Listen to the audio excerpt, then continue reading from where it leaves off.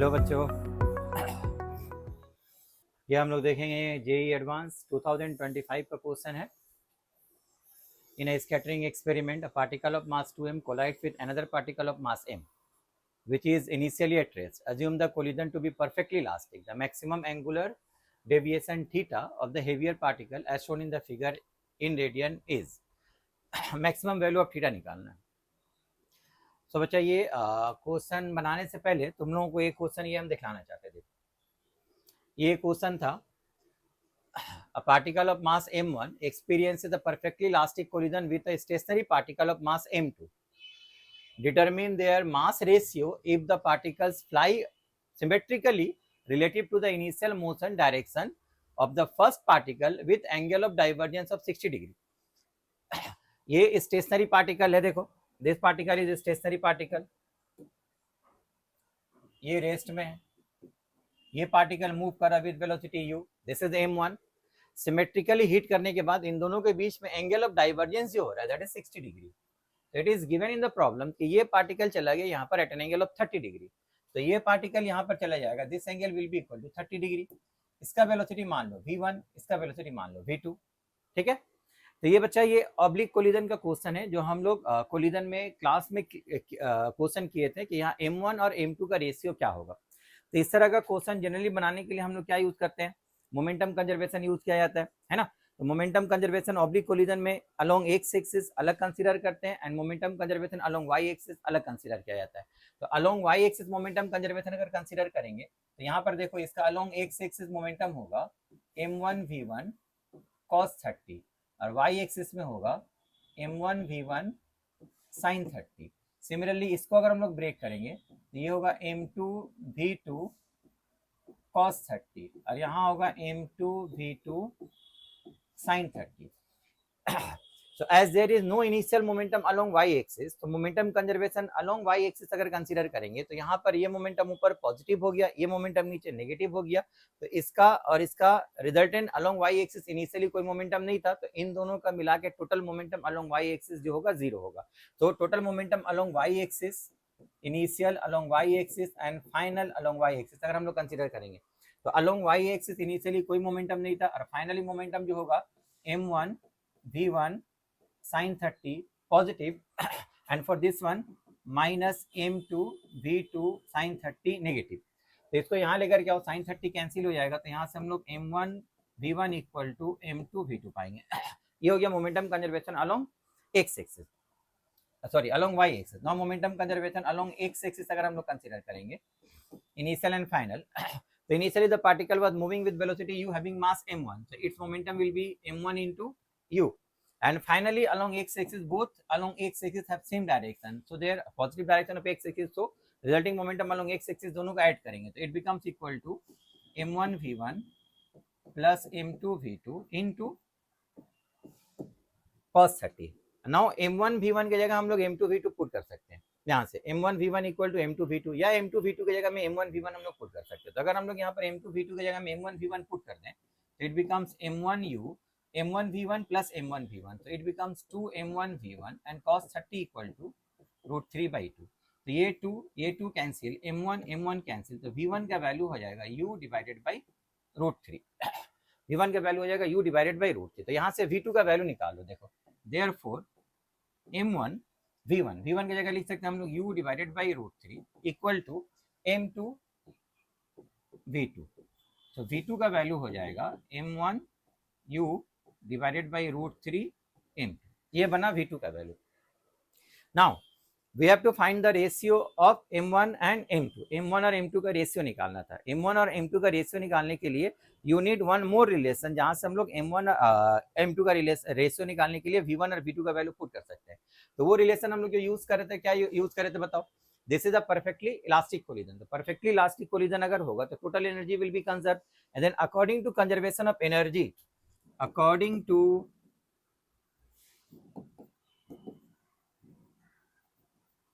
Energy conservation अगर हम लोग कंसीडर करेंगे तो initial kinetic energy and final kinetic energy will be constant, है ना। परफेक्टली इलास्टिक कोलिजन में कोई काइनेटिक एनर्जी लॉस नहीं होता है। तो यहाँ पर इनिशियल काइनेटिक एनर्जी जो होगा वो हो जाएगा हाफ m1 यू स्क्वायर, और फाइनल काइनेटिक एनर्जी होगा half m1 v1 square plus half m2 v2 square. तो ये हाफ ये हाफ ये हाफ कैंसिल कर दो, तो यहाँ से बचा तुम्हारा m1 यू स्क्वायर, यहाँ से बचा m1 v1 स्क्वायर। तो v1 का वैल्यू हम लोग पुट करते हैं, v1 का वैल्यू हो गया u बाई रूट 3, तो ये हो जाएगा u स्क्वायर बाई 3, ठीक है, प्लस m2 v2। अब v2 की जगह हम लोग ये पुट करेंगे, v2 का वैल्यू ये निकला है, तो v2 का वैल्यू अगर हम लोग पुट करते हैं तो हम लोग को मिलेगा m1 square u square divided by 3m2 square, ठीक है बच्चा। तो यहाँ से हम लोगों का एक m2 कैंसिल हो गया, तो ये m1 u स्क्वायर बाई 3 को अगर हम लोग यहाँ लेकर के आते हैं तो यहाँ पर क्या मिलेगा, m1 u square minus m1 u square by 3 equal to, यहाँ पर बचा हमारे पास m1 square U square by 3m2, है ना। तो अब यहाँ से देखो एक m1, यहाँ से एक m1, यहाँ से एक m1 कॉमन लेंगे तो कैंसिल हो जाएगा, तो यहाँ बचा है u square minus u square by 3, LCM लो तो it will be equal to 2u square by 3, यहाँ से एक m1 चला गया तो ये m1 बाई m2 बचा, ये हो गया यू स्क्वायर बाई 3, तो बाई 3 यू स्क्वायर कैंसिल, तो m1 by m2 equal to कितना आ जाएगा 2। देयरफॉर हम लोगों का रिलेशन हो गया m1 by m2 equal to 2, ठीक है। ये बचा है क्वेश्चन क्लास में हम लोग किए थे, m1 और m2 का रेशियो कितना हो गया 2, दैट मीन्स हम लोग यहाँ पर लिख सकते हैं कि m1 का जो वैल्यू होगा वो ट्वाइस m2 होगा, है ना।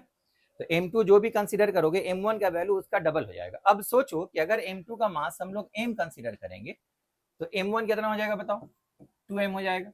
अब 2m मास आकर के इसको अगर हिट करता है सच दैट इसके अंदर मैक्सिमम डाइवर्जेंस 60 डिग्री एंगल हो रहा है, अगर ये 2m ये m ये स्टेशनरी था ये रेस्ट में था, तो इन दोनों के बीच में मैक्सिमम डाइवर्जेंस कितना होगा 60 डिग्री, तो मैक्सिमम एंगल ऑफ डाइवर्जेंस के लिए ये एंगल और ये एंगल सेम होगा, तो ये 30 होगा ये 30 होगा, है ना। अब यही क्वेश्चन देखो वापस चले आओ जेईई एडवांस 2025, अगर क्लास का वो क्वेश्चन तुम लोगों को याद रहेगा तो यहाँ पर ये m देखो, scattering experiment mass 2m collides with another particle of mass m which is initially at rest, m initially at rest है, तो ये पार्टिकल initially at rest है और ये चला रहा है with velocity 2u, है ना। तो अब ये 2m आकर के 2m with velocity u आ रहा था, 2m मास आकर के जब m को परफेक्टली इलास्टिक ऑब्लिक कोलिजन करेगा तो इन दोनों के अंदर मैक्सिमम डाइवर्जेंस जो होगा that maximum divergence will be equal to 60 degree, तो this angle will be equal to 30 and this is also equal to 30। तो तुमसे पूछा था कि यहाँ थीटा का वैल्यू कितना होगा, 30 डिग्री होगा, 30 डिग्री को हम लोग लिख सकते हैं कितना पाई बाई 6, तो your correct answer will be this one, ठीक है। लेकिन अगर हम लोग इसको रिवर्स कैलकुलेशन करके थीटा का वैल्यू निकालना चाहें तो कैसे करेंगे हम लोग, सेम आगे की तरह करेंगे हम लोग, momentum conservation along x axis, momentum conservation along Y axis and kinetic energy conservation. तो momentum conservation along Y axis अगर करोगे तो इसका वाई डायरेक्शन का देखो ये एंगल थीटा मान लो, this angle is also theta मान लेते हैं हम लोग थीटा, तो 2m का इस तरफ कंपोनेंट कितना हो जाएगा बताओ, दिस एंगल विल बी, यहाँ रिजॉल्व करो ये थीटा होगा, तो ये कॉस कंपोनेंट यहाँ साइन कंपोनेंट, इसको रिजॉल्व करो ये थीटा होगा, ये कॉस कंपोनेंट यहाँ साइन कंपोनेंट कैंसिल हो जाएगा, तो वेलोसिटी को अगर हम लोग कंसीडर करेंगे 2mv1 sin theta equal to mv2 sin theta, है ना। तो sin थीटा कैंसिल, ये कैंसिल, तो 2v1 इक्वल टू v2 आएगा, एक रिलेशन मिला।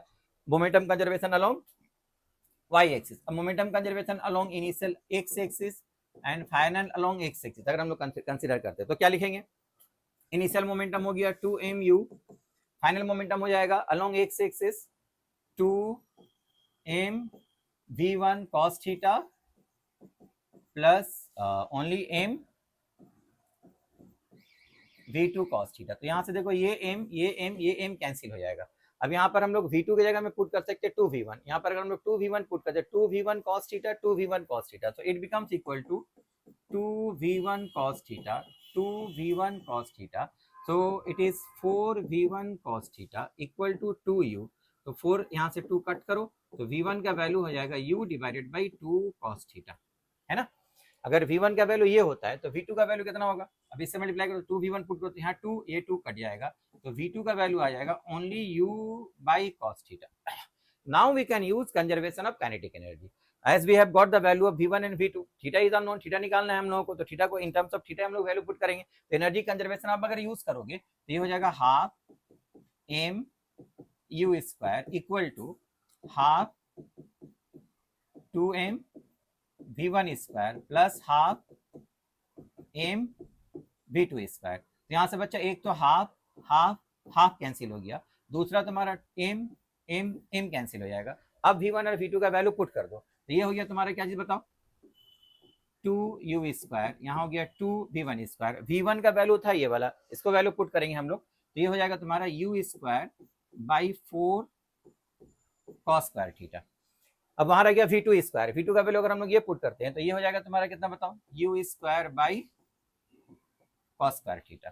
तो अगर हम लोग इसको कट करते हैं, ये कट हो गया, तो ये two U square two cos square theta और कॉस स्क्वायर थीटा, ये एलसीएम ले लेते हैं, टू मल्टीप्लाई होगा तो टू प्लस वन थ्री हो जाएगा। तो ऊपर हो गया तुम्हारा three you square by two cos square theta. अब बोथ साइड से हम लोग यू स्क्वायर को कैंसिल कर सकते हैं, है ना। तो कॉस स्क्वायर थीटा का वैल्यू आ जाएगा थ्री बाई फोर, तो कॉस थीटा का वैल्यू हो जाएगा तुम्हारा रूट थ्री बाई टू। तो यहाँ से हम लोग थीटा का वैल्यू बोल सकते हैं कितना, 30 डिग्री। 30 डिग्री का मतलब हो गया कितना बताओ, पाई बाई सिक्स। तो your correct answer is equal to pi by six. तो जो बच्चा क्लास का क्वेश्चन याद रखा होगा वो तो उसका जस्ट रिवर्स क्वेश्चन देखते ही डायरेक्ट आंसर बता देगा कि ये पाई बाई सिक्स होगा। अदरवाइज वो रूल अगर हम लोग यूज करेंगे, ऑब्लिक कोलिजन के लिए बताया था तुम लोग को, इस तरह का बनाने का क्वेश्चन हमेशा किस तरह से सॉल्व करते हैं हम लोग, अगर परफेक्टली इलास्टिक कोलिजन नहीं होगा तो सिर्फ momentum conservation along x axis and Y axis solve करेंगे, उससे ही हम लोग का आंसर निकल जाएगा। लेकिन अगर परफेक्टली इलास्टिक कोलिजन होता है तो momentum conservation along x axis and momentum conservation along Y axis के साथ साथ काइनेटिक एनर्जी कंजर्वेशन भी यूज कर सकते हैं, जिसको यूज करके हम लोग पहले वाले क्वेश्चन में m1 बाई m2 का वैल्यू निकाले थे, यहाँ पर थीटा का वैल्यू निकालें। तो बच्चा जनरली तुम लोग को जो बोलते हैं हमेशा कि कोई भी चीज पढ़ा करो तो उसको बेसिक लेवल से पढ़ने की कोशिश करो, बेसिक कॉन्सेप्ट अगर क्लियर रहेगा तो उसके ऊपर बेस करके एडवांस लेवल का क्वेश्चन भी अगर तुमको देता है तो वेरी इजीली सॉल्व कर सकते हो। ये तुम लोगों का इस साल जेईई एडवांस 2025 पेपर 1 का क्वेश्चन था। होप के तुम लोग को समझ में आया होगा। नेक्स्ट फिर हम लोग बाद में देखेंगे। Thank you.